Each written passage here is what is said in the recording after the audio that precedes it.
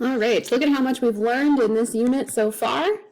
Today we are going to focus on being able to find an antiderivative, including the plus c, and being able to define an indefinite integral. What does that mean for us? And when we get back to our group meeting, we will be able to talk about the difference between a definite and an indefinite integral. We will also be able to explain why an indefinite integral results in a family of functions. So we've got a lot to do today.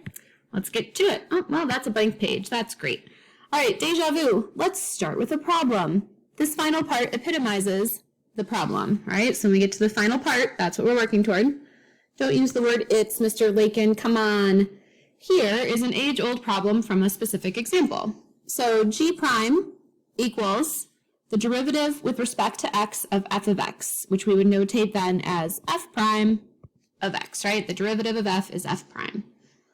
Well, the derivative with respect to x of f is f prime of x. The derivative of 5 is 0, so we don't write it. The derivative with respect to x of x is again f prime of x. The derivative of -4 is 0, we don't write it. The derivative with respect to x of x is still f prime of x. The derivative of any constant ends up being 0, so we don't have to write it. So again, here's the final part, what we've been working toward, is if I know that g prime is equal to f prime, then g of x equals f of x, the original function, but it could have been plus any constant. I don't know what that constant is, okay? But it's some constant, right? Because then you can check if you take the derivative, right? If I were to do a quick check, take the derivative with respect to x, the derivative of g is g prime of x, and the derivative of f is f prime of x, and the derivative of c is 0, so it goes away, and I'm left with my given statement that must be true. All right, so again, what we just left off with, then g equals f of x plus c. Another way to write this is using our integral sign. And we're used to seeing the integral with some numbers on it, finding a finite area. But now what we're going to start seeing is the integral of some derivative with respect to x, that's what that dx means, gives us an original function plus c. Okay? So an antiderivative is a function whose derivative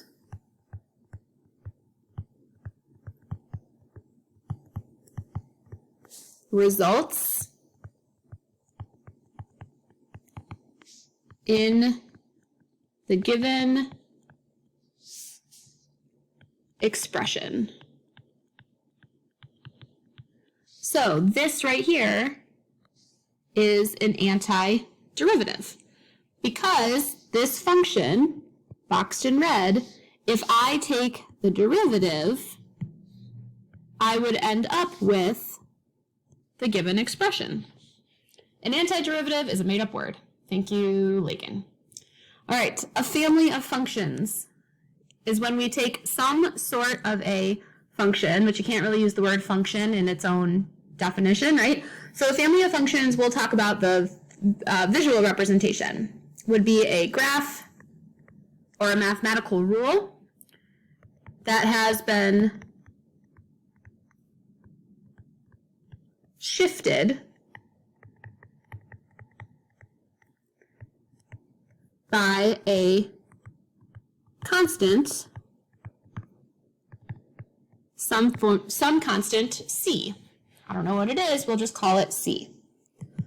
Now what is the plus c? We call that the constant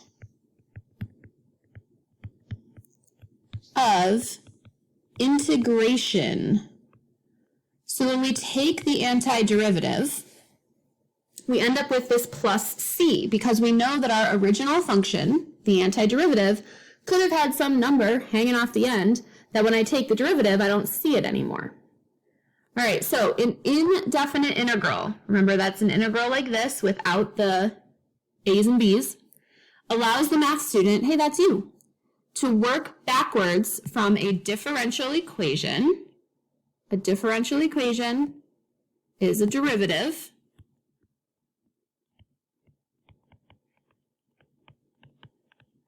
to find a general antiderivative. So this is super important. Put some stars around it. It says to bedazzle. Very, very important in your notes. Okay, so let's think about this work backwards concept. We are used to seeing f of x, f prime of x, f double prime of x. And this is when we take the derivative, right? We just go down this row, take the derivative forever and onward.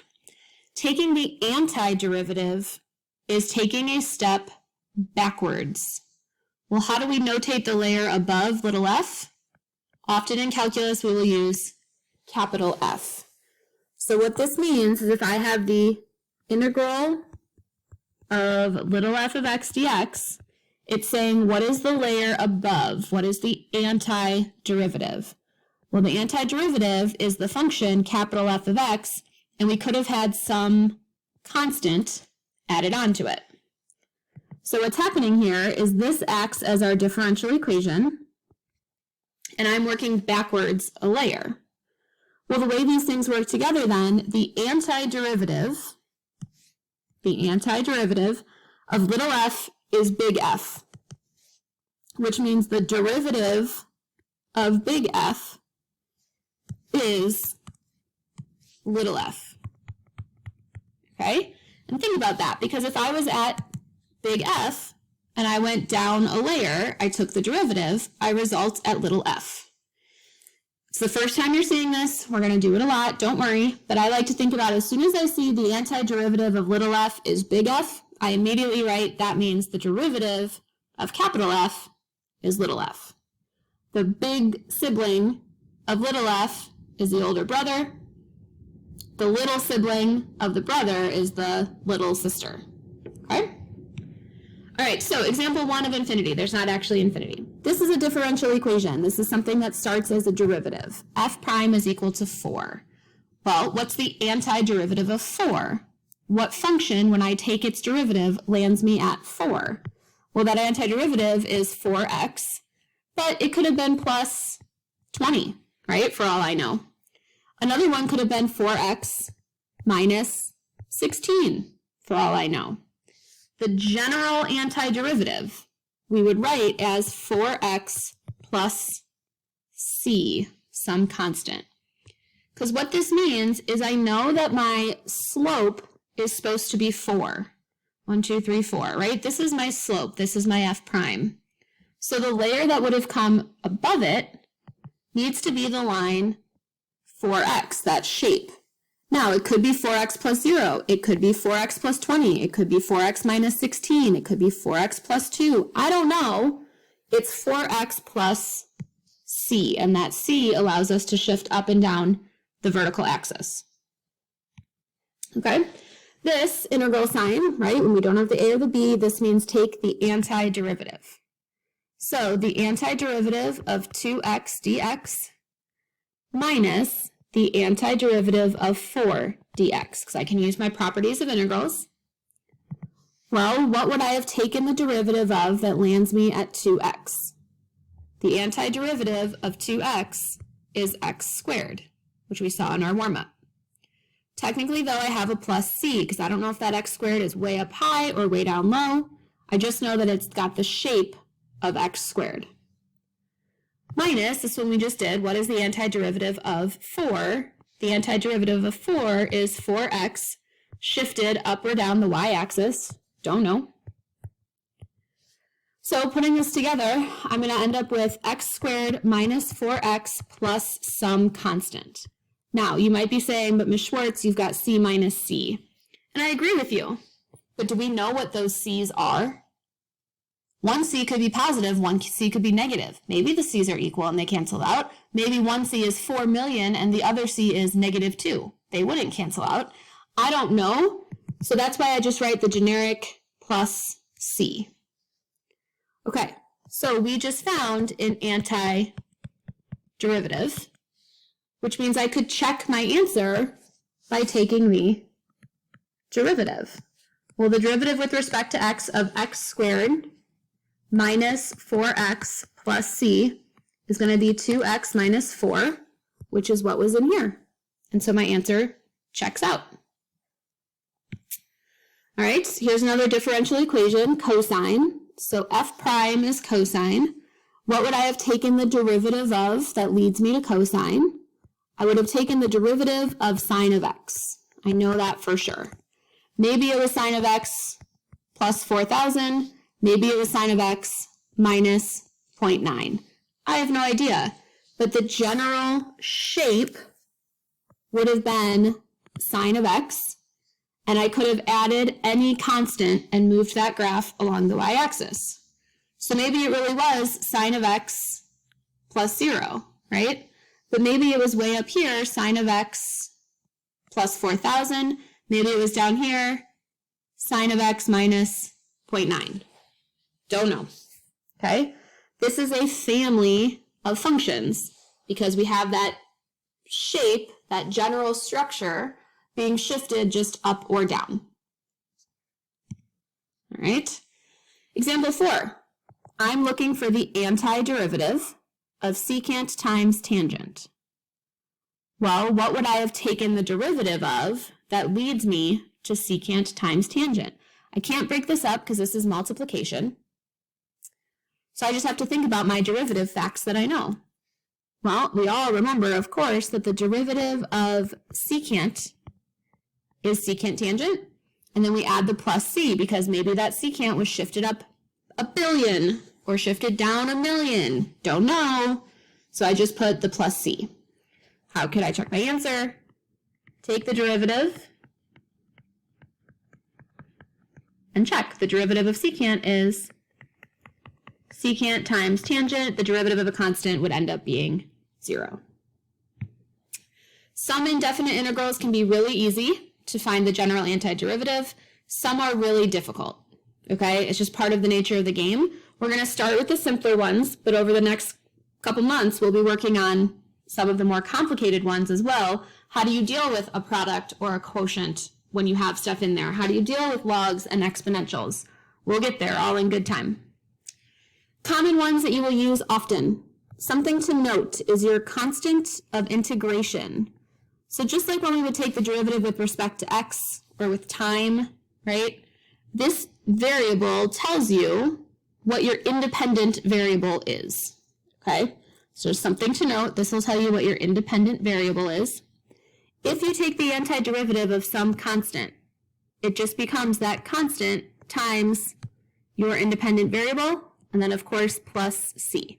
So this is like the antiderivative of 4 dx becomes 4x plus c.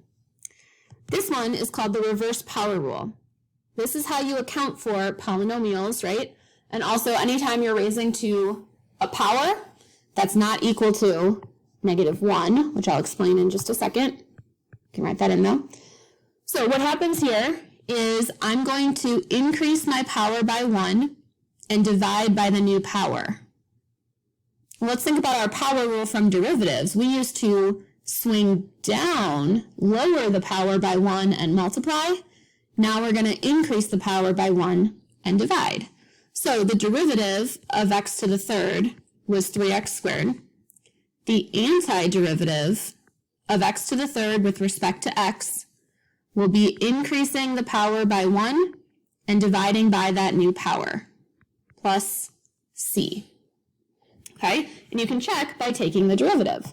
What's the derivative of x to the fourth over 4? You'd swing the 4 down, drop the power over 4, plus plus 0.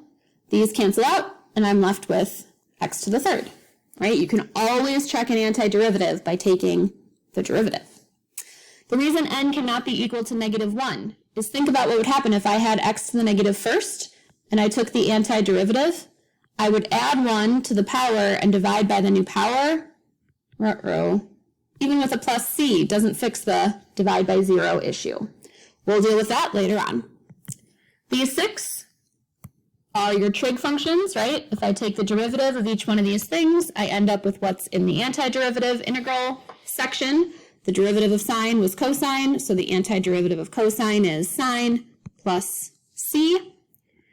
These are properties that you can use. You will never be explicitly told, but we went over these properties before that you can use with indefinite